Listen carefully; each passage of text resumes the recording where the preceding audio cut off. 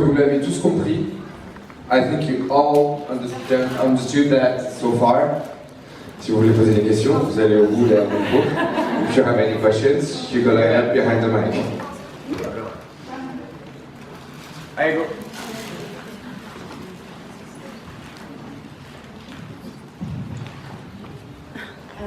Moi j'ai une petite question que j'ai déjà posée aussi à Nicolas hier.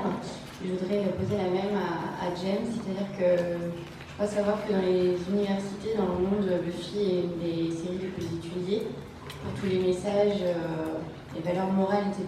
qu'elle diffuse. Et je voudrais savoir, est-ce que James s'en rend compte?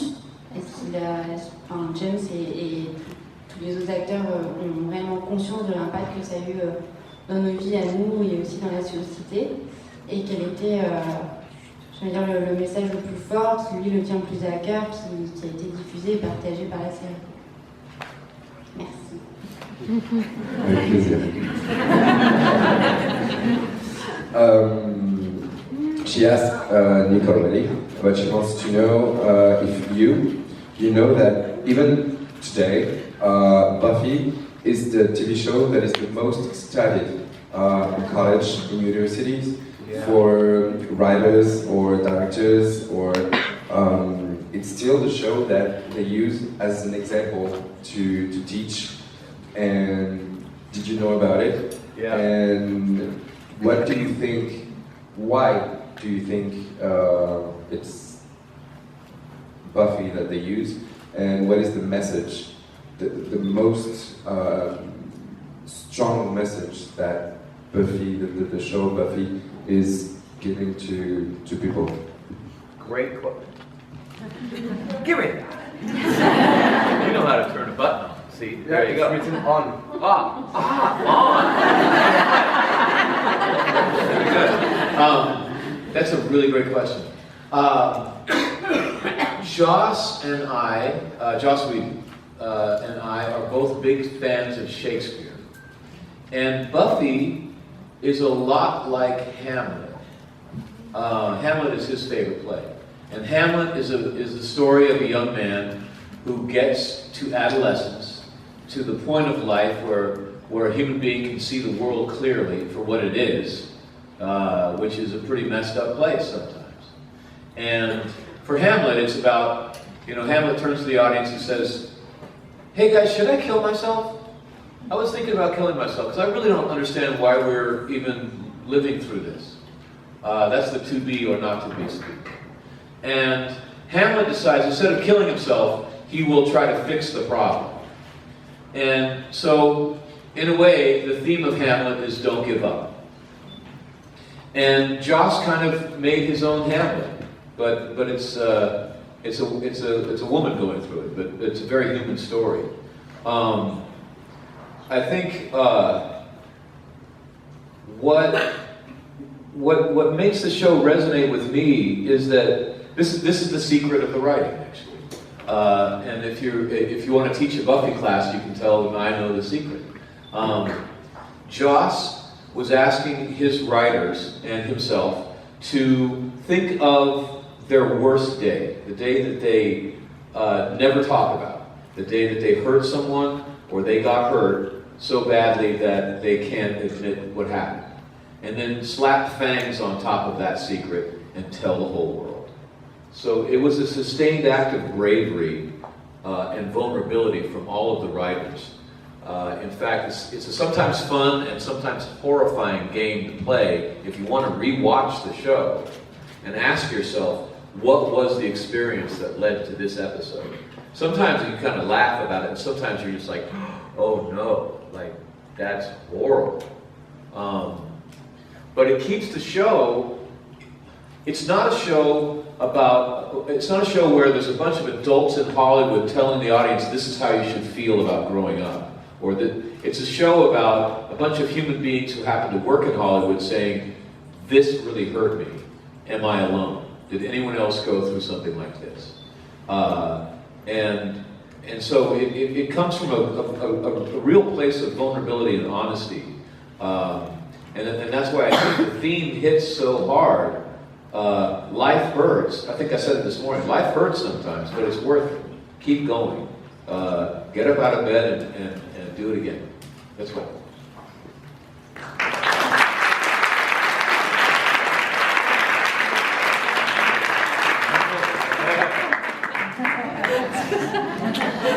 I stumped you. No. Ready? Yeah. Ok. En fait, Joss et James, ce sont des vrais fans, des vrais admirateurs de Shakespeare et de toute l'œuvre de Shakespeare. Et la pièce préférée de Joss, c'est Hamlet. Et sur Hamlet, on est face à un jeune homme qui entre dans l'adolescence et qui découvre le monde avec ses yeux qui sont en phase de devenir des yeux d'adulte et qui se rend compte à travers son regard du monde pour ce qu'il est réellement et plus avec des yeux d'enfant et avec toutes les questions du coup que ça pose derrière, et il se tourne vers le public en se posant la question s'il doit rester en vie ou s'il doit se suicider. D'où la question du fameux to be or not to be, le être ou ne pas être, qui vient justement de toute cette tirade sur le questionnement de la vie. Il dit quelque part, Joss, avec Buffy, il a créé son propre Hamlet à lui, sauf que là c'est une fille et que c'est transposé par les démons. Il dit mais techniquement c'est vraiment cette histoire-là de la voir évoluer, de la voir découvrir le monde et de voir comment elle doit faire face à tout ça. Quand ils ont commencé l'écriture, Joss il a demandé à tous les scénaristes, quand ils devaient venir, c'était de venir en pensant et en ayant dans les tripes leur pire journée, la journée où ils ont le plus blessé quelqu'un, où ils se sont eux le plus fait blesser, et de venir écrire sur le thème de l'épisode ou quoi, avec toute leur vulnérabilité, mais avec toute l'honnêteté qui va derrière. Et de mettre tout ça sur le papier et de comment ils ont outrepassé cette journée, comment ils ont réussi à la digérer et à aller de l'avant. Il dit, et en fait c'est ce qu'on retrouve dans Buffy, c'est juste qu'après, sur les journées, que ce soit d'être blessé ou de blesser quelqu'un, pour ajouter des crocs dessus, et après vous détournez l'histoire pour qu'elle colle au monde de Buffy.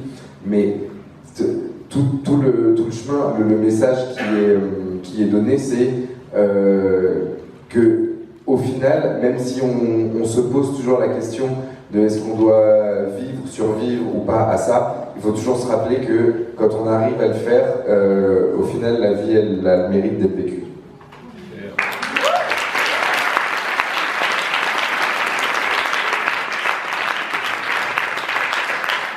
Hi, James. Hello. My question is, I'm a huge fan of the Buffy and Spike relationship, and I wanted to know, did you read the comics? And if you did, what did you think of the way they treated the Buffy and Spike relationship? Did you hear about it, maybe? I was reading some of the comics, and then, this is a while ago, Spike was the captain of a starship? Yes, in season 8. But it didn't That's last where it long. lost me. And I stopped reading it. I was like, It didn't last long. yeah. No. I mean, I'll be honest. I was reading them, and then I hit that one, and I was like, oh, forget it. You guys have jumped the shark. Forget it. But I think in the comics, Buffy and Spike end up together. Yes. Yeah. In As season it 12, should. it's more like Buffy ends up alone because they wanted to give the message that she didn't need a man. She needed to find herself first. Okay. And but Buffy and Spike are together in season 10 and 11. And they have a very beautiful relationship, and it's very mature, they didn't. I don't think they broke up because they didn't love each other. It was more. They broke up? It was mutual. They both agreed about that, but I am so sorry for the story, but I didn't realize. Sorry. Oh. No, but they are very close. They are still very close. They needed some time to just find themselves.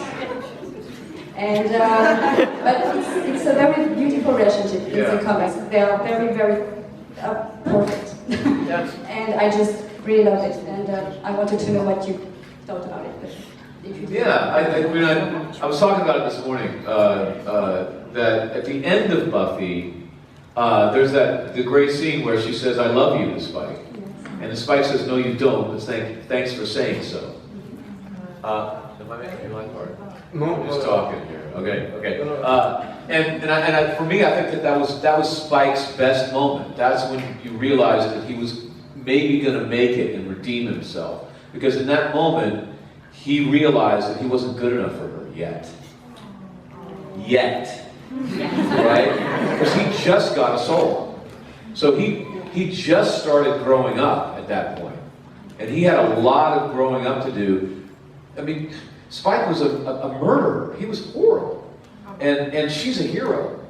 And he finally saw himself clearly as a fallen soul. And he was going to have to do a lot of growing before he was going to be able to come back and actually deserve her and win her for real. And so for me, I thought that was just beautiful. Like Spike was actually seeing things clearly. But I always thought, he'll go off to LA, make Angel's life a living hell for a few years, and then grow up, and then come back to her a fully formed, man, vampire, and as a good person, a good being. And then they would have a great relationship. I always thought of it that way, and I was so happy that it kind of ended up that way in the comics, but they didn't break up, in my mind. Yes, I think it was really, it was neutral. They just needed to do some more growing. Spike is a fool. Okay. Sorry. Yeah, thank you. Thank you. You asked me on one thing, I have one more explanation. On one comic, you like the pilot of Starship? Yeah! And all my Tu crew, diriges un vaisseau spatial? all my crew were bugs. I started the comics, but I stopped before. Where? Yeah. Okay. It was awesome? Okay. It was, yeah. Jane Espenson wrote them, so they were awesome, of course. But Okay, yes. Du coup, elle lui demandait s'il avait lu les comics et qu'il voyait sur la continuité de son histoire, de l'histoire de Spike avec Buffy. Et il dit, j'ai commencé les comics, j'étais à fond dedans jusqu'au moment où Spike il se retrouve pilote d'un vaisseau spatial. Il dit là, moi ils m'ont perdu, donc j'ai arrêté à partir de là.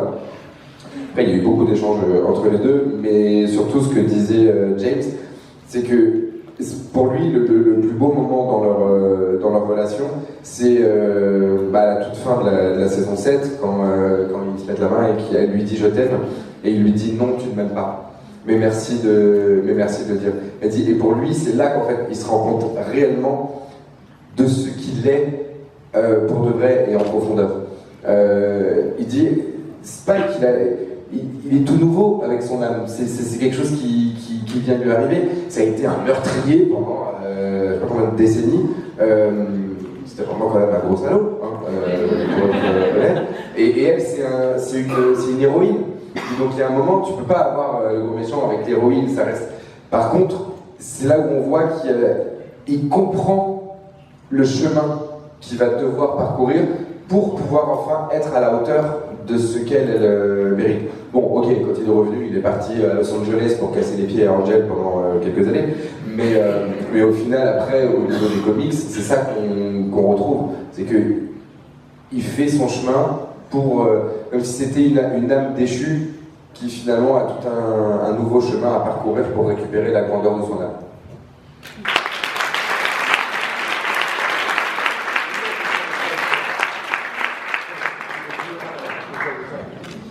Hi James. Hello. I'm just going to read this to get it right. Parle juste plus proche du micro, s'il te plaît. Comme ça, c'est bon? Merci. Spike seems to like element the show first by crashing into the sign of Sunny Day, and then it's kind of a comic relief with the sun and his blanket, and it's become like it's become usual. Even William and the fifth season is looking for words meaning light in his poem, and in the fifth season also finally he misses the light by falling out the tower. Then he gets his soul, a light inside of him that will be complete in the series finale. I wanted to know if all of this path Spike through light was planned, and if the writers told you that goal during the show.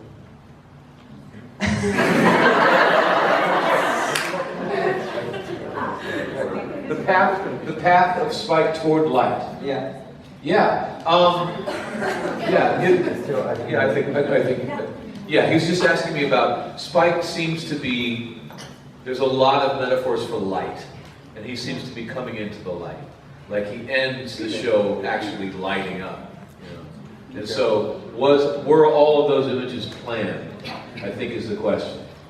And I have to at this point talk as a fan of the show, and I am a fan. It's a good question. Did you know at the time you were sure? See, the thing is that on one level, Spike was just supposed to die, you know, after 5 or 10 episodes. So there was no plan for a larger arc for him at all. And every year at the beginning of the season, Joss would come to me and say, I have no idea what to do with Spike. Like, I have a plan for every other character. I know where everything else is going. I got nothing for you. And I'd be like, well, you're paying me, man. Figure it out. It's okay. And then he would have to figure it out, you know? And that's why I think Spike's journey is not a straight shot. It's a very curving, surprising journey because the writer himself was figuring out what to do with him. But there is the subconscious. And every artist makes choices, and there's often a plan behind those choices that the artist is not always aware of. I call them the deep voices. It's why I think a lot of really wonderful writers drink a lot, because you wipe out your frontal lobes when you drink that much, and the deep voices can come. And what I try to do is don't drink, but stop thinking so much. Stop planning so much. Just do it by instinct and let the deep voices speak. So the deep voices may have been speaking to Joss and he wasn't aware of it.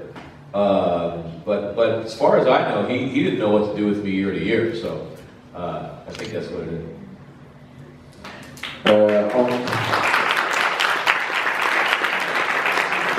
En gros, on voit au fil des saisons avec Spike, il y a énormément de métaphores avec la lumière. Que ce soit quand il arrive, qu'il défonce le panneau avec sa voiture, il y a une lumière dessus, quand il rentre chez Jay, enfin, qu'il est couvert avec la couverture, qu'il se fait rouler, etc. Il y a tout le temps des moments où Spike est dans la lumière, et il finit clairement en pleine lumière. Et du coup, est-ce que c'était prévu toute cette métaphore à la lumière, comme si c'était son chemin? Et James il dit alors en fait pas du tout. Spike, il devait mourir au bout de 5 ou 10 épisodes, un truc comme ça, il devait être là. Spike devait mourir, point barre. Et en fait, au fur et à mesure des saisons, Joss à chaque fois lui disait bon, écoute, pour toi, j'ai rien, j'ai pas d'idée. Tous les autres, leur arc est déjà établi, on sait déjà ce qui leur arrive sur la saison. Dis-toi, j'ai rien. Et James lui disait, de toute manière, tu me payes, donc après, débrouille-toi avec ça, et, donc tu me payes, et moi ça va. Et il dit, et en fait, j'ai l'impression que pour chaque artiste, il y a le subconscient en fait qui travaille aussi. Oui, tu vas écrire un truc direct, mais des fois t'as des idées qui vont arriver et qui vont parler à la place de ce que ton conscient dirait immédiatement. Et c'est ça qui des fois permet d'avoir des subtilités dont même des fois l'artiste n'a pas conscience lui-même. Il dit par exemple, c'est pour ça qu'il y a énormément de grands écrivains ou d'auteurs qui étaient des alcooliques notoires. Il dit et je pense qu'il faut alors pas boire, mais que c'est parce que ça leur permet de complètement occulter le lobe frontal et du coup de laisser apparaître et de laisser s'exprimer cette voix intérieure qui du coup est complètement désinhibée et se lâche. Il dit indirectement, bah voilà, les scénaristes, c'est aussi un petit peu ce qu'ils ont fait avec Spike, non pas pour la gueule, mais de laisser le subconscient parler pour lui. Okay, and the gentleman, sorry, and the gentleman, where are you, man? Right there. You mentioned the coat and burning up as he's coming into the room. Okay, this is why we did that. The only reason that I got a permanent job on the show was in season 4 is because they lost Cordelia to Angel, and Cordelia was the character that said, "Buffy, you're stupid, we're all gonna die." And they needed another character to tell Buffy she was stupid. And Joss and Sarah were talking about who to replace Cordelia with, and I think Sarah said Spike would be a great Cordelia. And so I was the new Cordelia. That's the only reason I was on the show. But it was a problem getting me into the room during the daytime to tell Buffy she was an idiot. So, like, for the first 2 or 3 episodes, I'm running in with a smoking blanket. But the thing was, the crew was complaining so much about all this smoke on the set, and they stopped having me do that. At which point, I thought that they were just going to kill me off, because I couldn't be the new Cordelia. And then, thank God, Emma Caulfield rose up, and she was the new Cordelia, and that's when I had very little to do. Yeah, but it was wonderful. Mais en fait, tout à l'heure, tu as mentionné plusieurs scènes où il se balade avec sa couverture et qui rentre à chaque fois en direct en volant. Il dit, en fait, j'ai commencé à avoir un rôle récurrent, enfin à être principal à partir de la saison 4. Il dit parce que fin de la saison 3, ils ont perdu Cordelia. Et Cordelia, c'était le personnage qui arrêtait pas de dire à Buffy, tu es complètement con, Buffy, de toute manière on va tous mourir, enfin voilà, c'est bon, qui est tout le temps en train de dire qu'elle est stupide, que machin, qu'elle vaut rien, et tout. Et du coup, il fallait quelqu'un pour remplacer Cordelia. Et donc ils se sont posés, Joss et Sarah, et Sarah elle a dit Spike il ferait une super Cordelia et c'est comme ça qu'il est arrivé dans le truc. Sauf que entre temps, l'équipe technique en avait ras-le-bol de faire les scènes où Spike rentre en brûlant parce que ça faisait énormément de fumée et donc ça dérangeait tout le temps tout le monde. Et donc là il s'est dit ouais bah, c'est bon, ils vont arrêter de la fumer donc ils vont me tuer, c'est fini pour moi. Et heureusement il y a Emma qui est arrivée en récurrente et Anya, c'est effectivement elle qui remplace et qui devient la nouvelle Cordelia. Du coup il a pu rester. You always told amazing stories about the making of Buffy and the backstage of the show. So you talk about Sarah and the cross story, and I heard you talk about you burning your hair on one scene, and I was wondering, I was fishing for another great story about the behind the scene of Buffy. Anything you want to share with us? Just a little thing.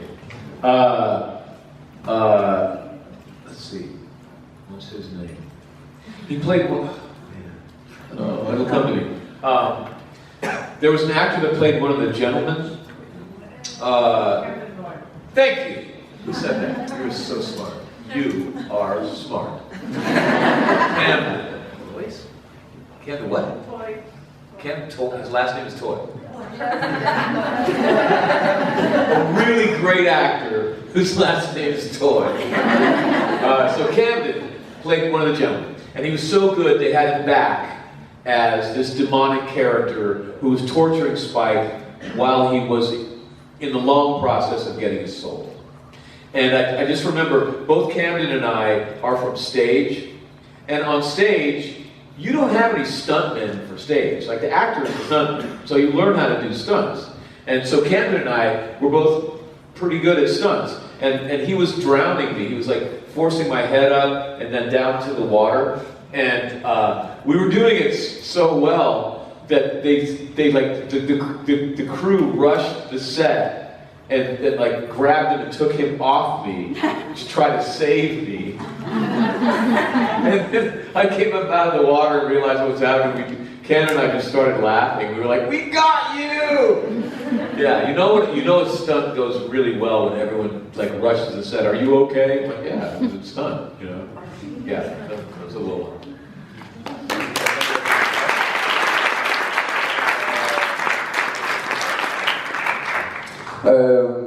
Sur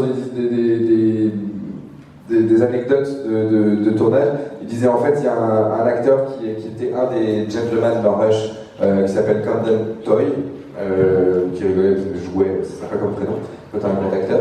Et il dit en fait il l'avait vraiment bien apprécié et ils l'ont fait revenir. Et c'est un des démons qui lui fait passer les épreuves quand Spike va récupérer son âme. Et il disait en fait il y a des moments où t'as pas de cascadeur, bon, c'est pas des trucs de dingue, et tu fais toi-même tes cascades. Il dit, et nous deux, on était relativement bons sur nos cascades, et c'est le moment où il se fait noyer. Et en fait, ils ont tellement bien fait la scène qu'il y a une partie de l'équipe technique qui arrive en courant, ils ont attrapé Camden, ils l'ont enlevé de James, en montrant James, en disant ça va, tout va bien, et eux deux, on vous a bien eu. Et c'est là que tu sais que tu as super bien réussi ta cascade, c'est quand tu as les gens de l'équipe technique qui arrivent en panique, ça va, tout va bien, voilà. Yeah.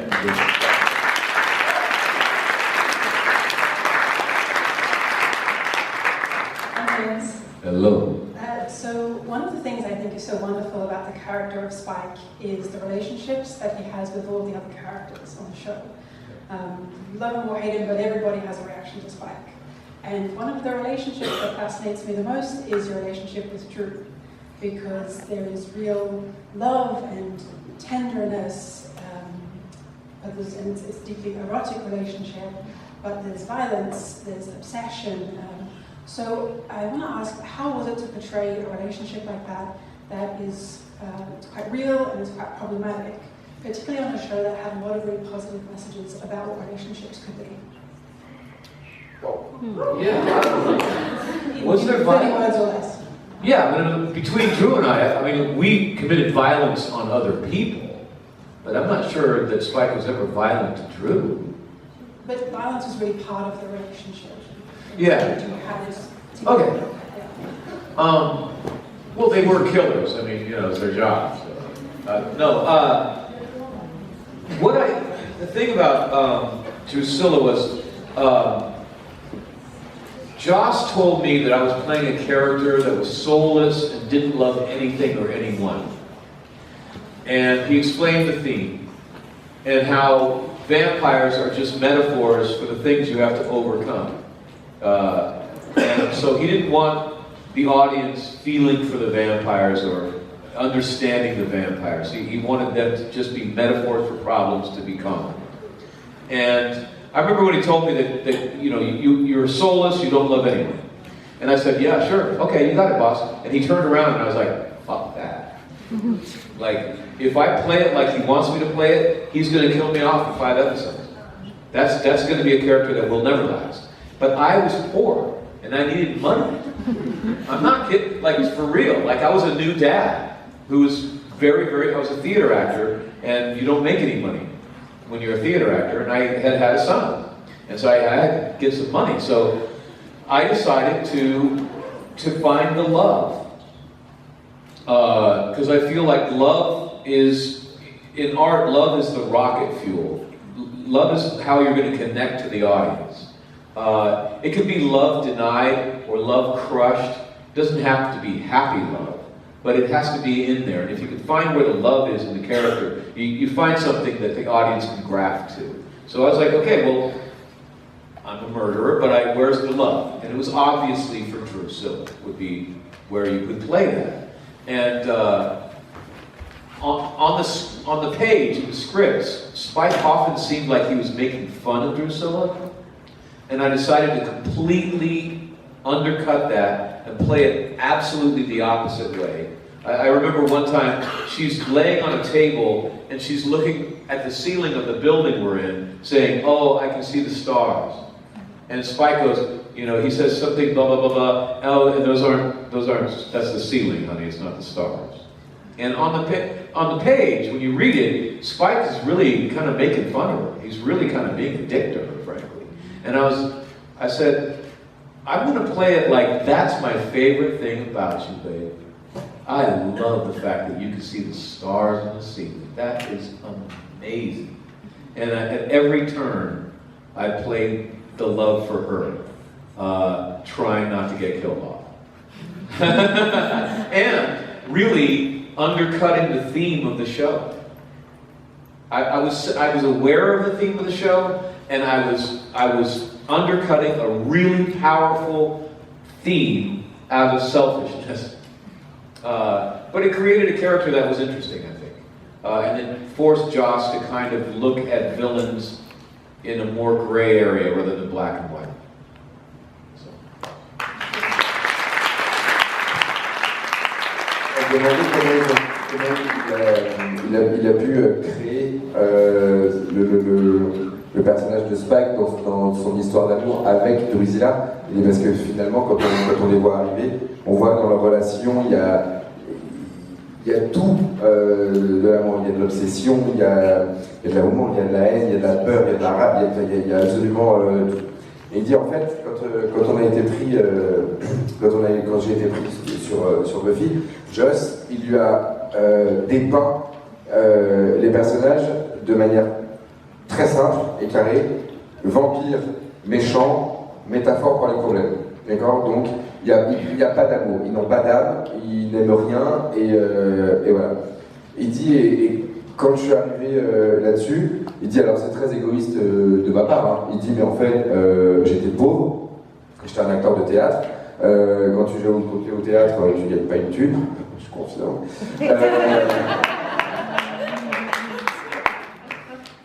I'll tell you after.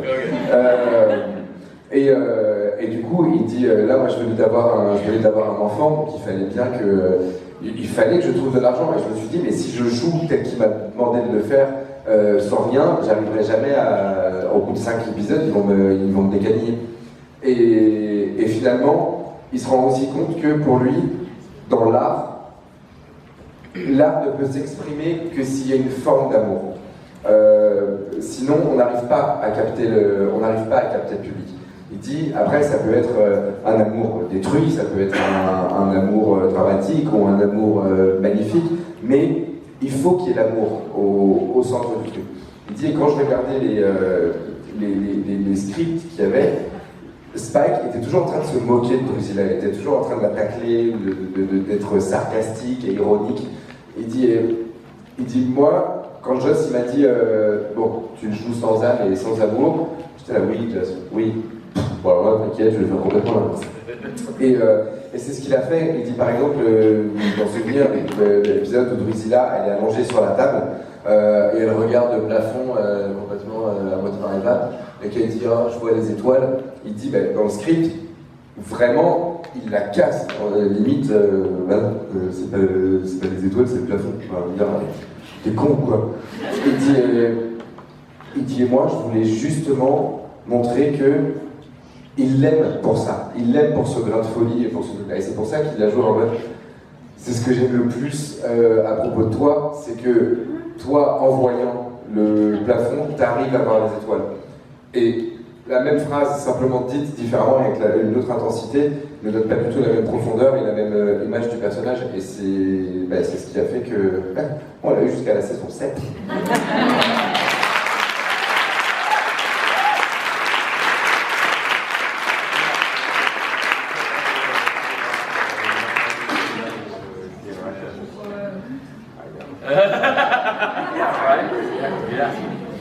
And they told me that was the last question. What? Yeah. I love this. We can do this all day. I mean, I love doing these because I'm talking about something that I'm actually really still, after all these years, passionate about. I could literally talk about Buffy for another 4 hours.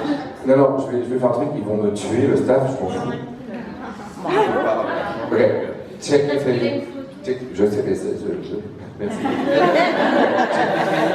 You have all those photo shoots, Yeah. but if you're done here, Uh-huh. I'm okay to have you back on stage. Yeah, right on. Yeah. Tu peux dire, c'est moi qui viens de lever mon niveau, j'assume. Est-ce que vous avez un applaudissement pour James, s'il vous plaît?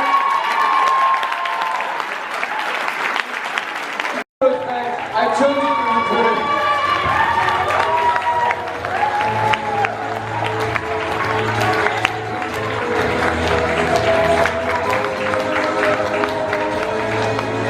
Round two. Is it on?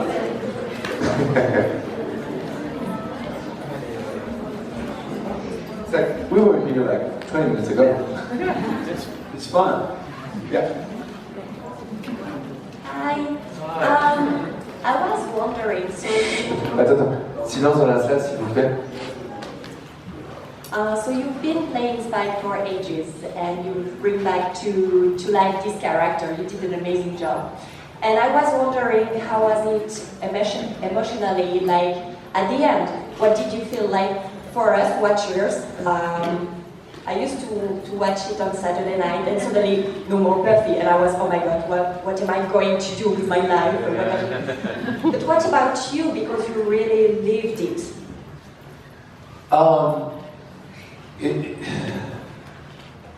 So many emotions, you know.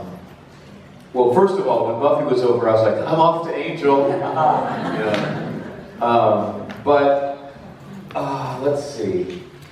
One of the things that is so good about the writing on Buffy is that it's surprising.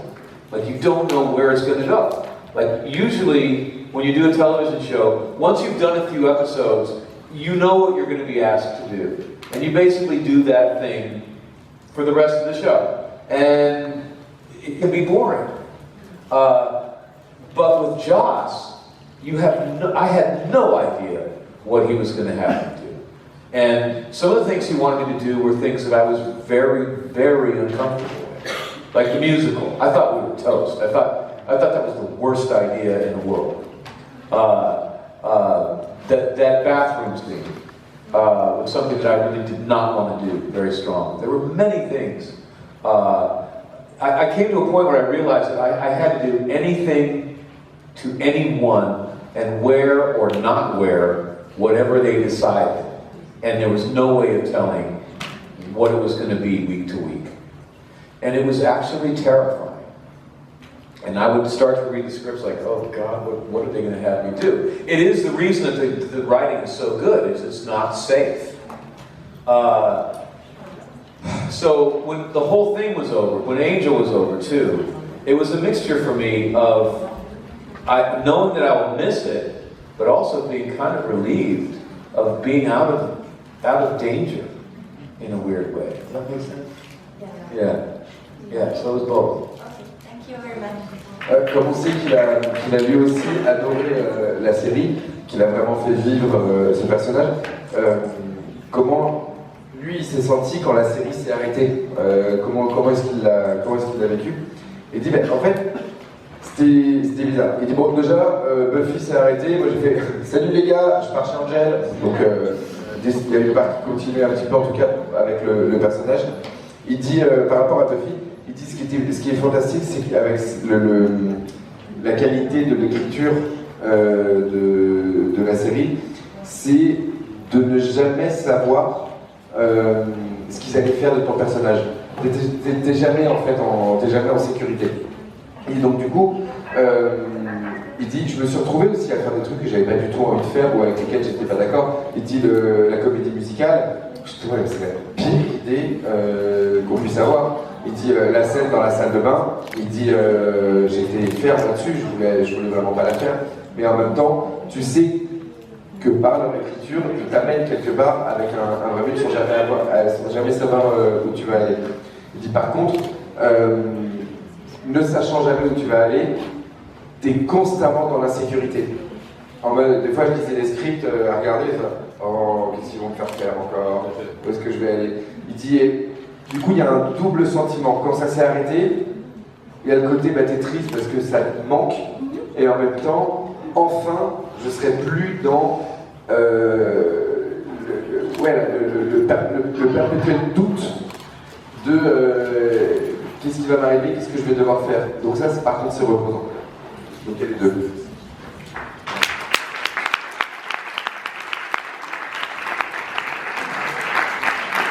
Désolé, avant que tu poses une question, sorry, I need to ask something to the staff. Mike, est-ce que tu peux te renseigner? J'ai posé, désolé tout le monde, salut, bienvenue dans l'organisation, welcome to how it works. Mais là j'ai pas de quoi. Est-ce que tu peux voir avec Hugo par rapport à ce que j'ai demandé? Parce que si je l'ai demandé, il faut que ça se fasse juste après le panel, mais par contre, ça veut dire qu'il faut... Après, complètement après? Ok. D'accord, sorry. Vas-y. Hi James, hello. 5 years ago we were in Belgium at the Buffy Conventions, and I asked you what was your favorite band, and you said Nirvana, which is my favorite band too. And I know you did covers such as Come As You Are, or I've watched videos of you singing All Apologies in conventions. So would you like to sing the Nirvana song?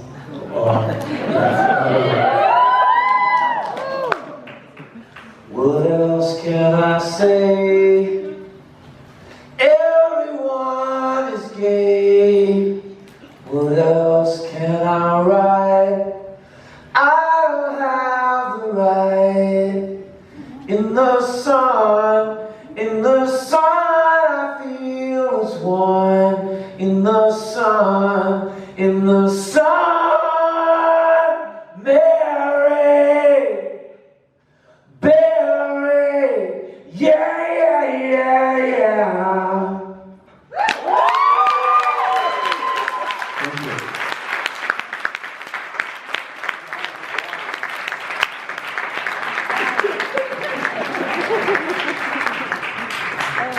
Hi James. Dans la saison 5 d'Angel, quand Spike récupère son corps, il y a un affrontement très violent et intense entre lui et Angel. Je voulais qu'il me parle de comment la scène a été tournée et plus généralement de sa relation, la relation Spike-Angel. Merci. In Angel, season 5, when Spike gets his body back, there's a huge fight between Spike and Angel. And can you tell us how it was filmed, shoot, everything? And that's the first part of the question. And the second one is,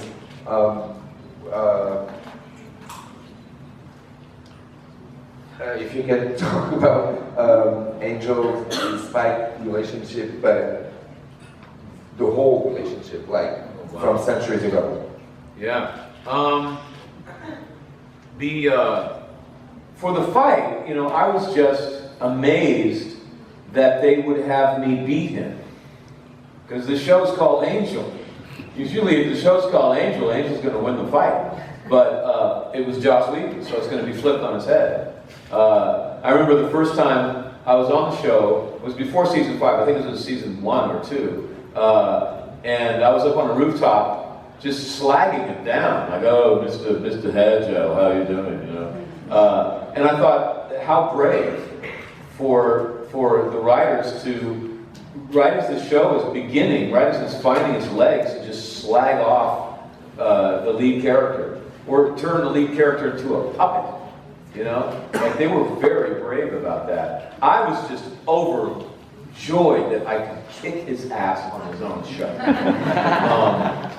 The truth behind the scenes was that I was actually jealous of David Boreanaz. Like, if you see that Spike hates Angel, it's because I hated him. For no good reason. I was with a woman who was jealous of me and Juliet Landau. And Juliet and I, we were only friends, but we became close friends when we were shooting. And my girlfriend could not stand that. So she told me that she had a crush on David. And it was great for the show because you'd see Spike and he'd be like, you know, and it took me a long time to realize that David was kind to me from the very beginning. He was wonderful to me the whole time, and I couldn't see it because I was just blinded by jealousy. As far as the whole relationship, you know, Angel's like the big brother that Spike, he's like the brother that Spike never had. You know, where he wants to live up, he wants to impress the big brother, but he's jealous of the big brother, and he's always trying to outdo him.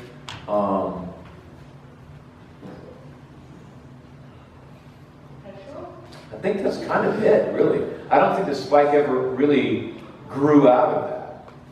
We never saw that he grew past the little brother complex for Angel. I mean, that was pretty much the whole time. So I idolized him. Spike idolized Angel. Spike loved him, hated him, just like you would an older brother, I think. Yeah. You? Yeah. Sur la scène de combat final, il dit franchement j'ai kiffé parce qu'en même temps Spike il a défoncé Angel. D'accord, il a gagné. Il dit par contre je trouve que les scénaristes ils en ont une sacrée paire pour être capable d'écrire. Le show s'appelle Angel et je le démonte. Il dit donc franchement faut quand même voilà en avoir des bien accrochés pour oser faire ça. Il dit après pour la partie behind the scenes off camera, il dit bon, les moments où vous voyez qu'il y a un peu de haine de moi envers Angel, il dit ouais, c'était pas hyper clair avec David au départ, parce qu'en fait dans Buffy, quand il était avec Juliette Landau, à l'époque il était avec une femme qui était très jalouse. Ils sont devenus très très proches avec Juliette, mais amicalement, il s'est déjà rien passé. Et sa petite amie, elle par contre, était très jalouse de la relation qu'ils avaient ensemble. Et du coup, pour se venger un petit peu, elle lui a dit qu'en fait, elle avait un coup de foudre et qu'elle avait un crush pour David. Donc du coup, les moments où on voit en fait, c'était aussi sincère parce que c'était sur de la jalousie. Et il lui a fallu beaucoup de temps pour se rendre compte qu'en fait, David a toujours été gentil et adorable et il a toujours bien accueilli avec lui. Et quant à la relation générale Angel-Spike, plus une relation de frère en fait. Il dit pour lui, quelque part, Angel c'est un peu comme la figure du grand frère vis-à-vis de Spike. Il l'idolâtre, il l'aime, il le haït. Voilà, et jamais on a l'impression que Spike pourra grandir sans avoir cette espèce d'ombre, ombre/aide au-dessus de la tête. Thank you.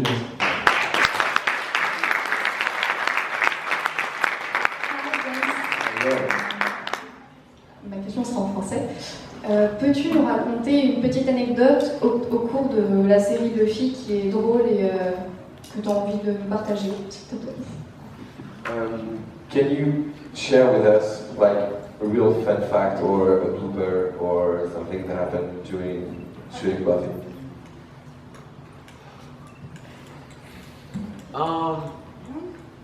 We didn't play jokes on the set.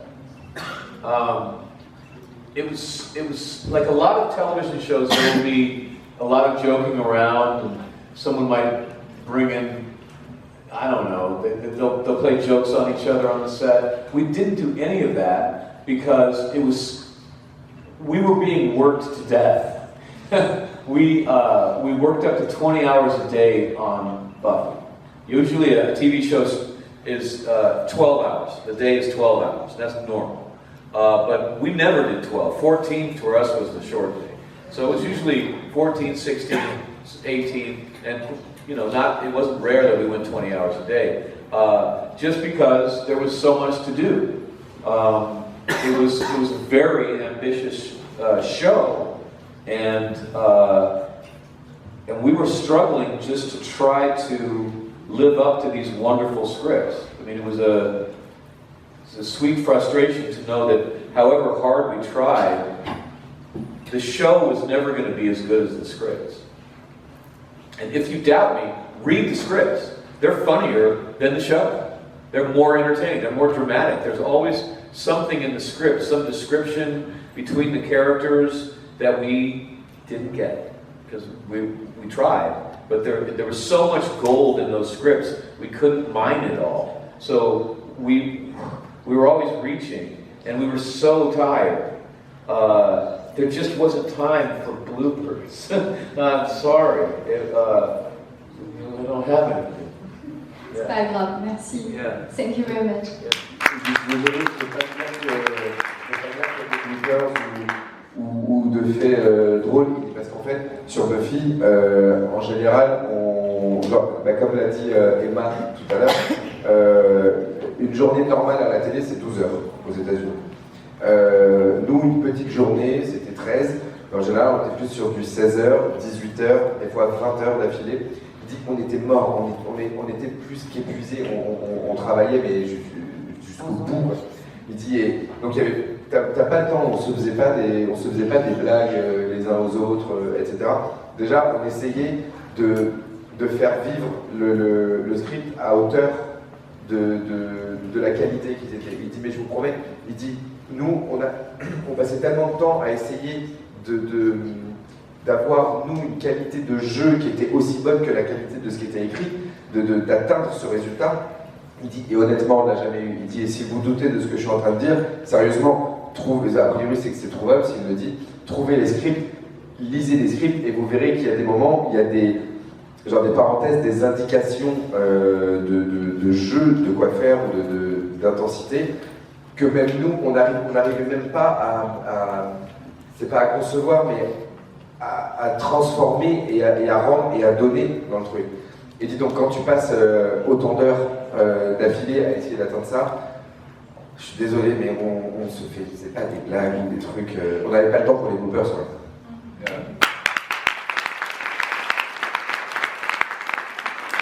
I think this time, the trees and me. No. We gotta go. Yeah. Oh man, I'm sorry. I gotta go. But I'm sitting at the table if you guys want to come say hi. Oh, and yeah, tell everybody, if anyone is in a costume from Buffy, I'd like to do a short film you just saying your name to the camera. So when you come by, even if you're not getting an autograph, just come on by. I'd love to film anyone cosplaying today. S'il y en a encore qui sont en cosplay aujourd'hui, n'hésitez pas à aller voir, même si vous n'avez pas d'autographe, vous pouvez passer l'autographe, mais il a envie de filmer les gens qui sont en cosplay par rapport à la vidéo qu'il veut faire. Donc passez, vous dites bonjour, votre nom, vous pouvez dire I'm Buffy, et avec votre prénom avant, et voilà. And if you see anyone in the halls that weren't here for me saying that, tell them. Et si vous voyez quelqu'un dans les couloirs, ou dans les halls, ou n'importe où, qui est déguisé, enfin qui est en cosplay, et qui du coup n'a pas pu m'entendre dire ça, s'il vous plaît, dites-lui de passer me voir. Okay, thanks a lot.